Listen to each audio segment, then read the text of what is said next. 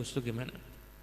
Kalau kita menjauhi semua orang yang kita anggap ini orang zalim, ahli maksiat, ahli ghaflah, kita jauhi dengan kita menganggap diri kita lebih baik daripada mereka, maka ketika itu kita berpindah dari dosa kumpul sama orang maksiat kepada dosa yang lebih gede, ujub. Jadi ketika kita menjauhi orang-orang yang seperti itu niatnya adalah kita ini lebih kotor. Cuma kita nggak mau akhirnya kita semakin kotor kalau berkumpul dengan orang-orang yang belum bisa zikir banyak kepada Allah Subhanahu wa taala. Itu niatnya seperti itu. Yang kedua, menjauhi itu adalah dengan cara kita itu bukan terus gak sapa-sapaan, tapi tetap muamalah tetap, tapi seperlunya. Qadrul hajah. Hanya sekadar kebutuhan. Ibarat begini.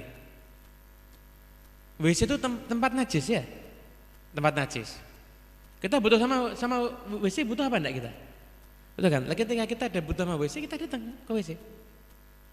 Ketika selesai urusannya kita di WC, jangan nginep. Bawa tidur, bantal leher terus tidur sambil duduk di kloset, jangan. Enggak normal ini. Kita pasti akan segera keluar. Kenapa? Enggak mau lama-lama di tempat ini. Tempatnya itu pasti kan enggak nyaman. Nah, sama ketika kita tuh mau istilahnya memilih teman yang lebih bagus, ada teman yang kurang bagus, bukan kita jauhi 100%, enggak. Kalau ada hajat tetap kita muamalah, tetap kita ketemu ngobrol, tapi hanya qatrul hajah. Kalau udah kembali ke urusan cerita macam-macam, tinggal udah. Ibaratnya seperti itu. Tapi ini kan terus kalau kita mau menyadarkan orang yang dolim gimana? Orang yang ahli maksiat, kumpul gimana? Boleh. Anda kumpul sama orang dolim kalau niatnya mau menasihati, boleh. Asalkan Anda makomnya udah jadi dokter. Dokter hati lah ya. Sudah jadi dokter hati. Kenapa? Kalau bukan dokter, kumpul sama orang sakit, jadinya ketularan sakit. Kalau bukan dokter, kumpul sama orang sakit, jadinya ketularan sakit. Tapi kalau udah dokter bisa nyembuhkan yang sakit.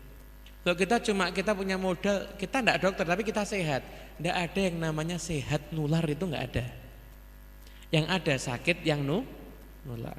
Jadi ketika kita tahu seperti ini, dan kita menyaksikan mungkin ada biografi ulama yang mungkin sehari-hari kumpul dengan pelacur, pemabuk dan lain sebagainya. Jangan kita suudzon. Kenapa? Ini ulama sudah tahapannya, tingkatnya seperti dokter. Tapi kita jangan sok niru. Kenapa? Karena kita ini kadang bukan dokter, sehat aja mungkin belum. Nah ini masih sakit. Lalu kita sakit, kumpul sama orang yang sakit, jadinya kita tambah sakit. Jadi begitu cara bersikap dan begitu kita punya cara pandang. Tentunya kalau kita bersahabat, tetap bersahabat dengan orang yang baik, bersahabat dengan orang yang soleh. Dan orang yang enggak soleh kita mungkin dalam artian tidak terlalu banyak dekat, hanya berkumpul sesuai dengan hajat, tapi tidak menganggap diri kita lebih mulia daripada mereka. Gitu.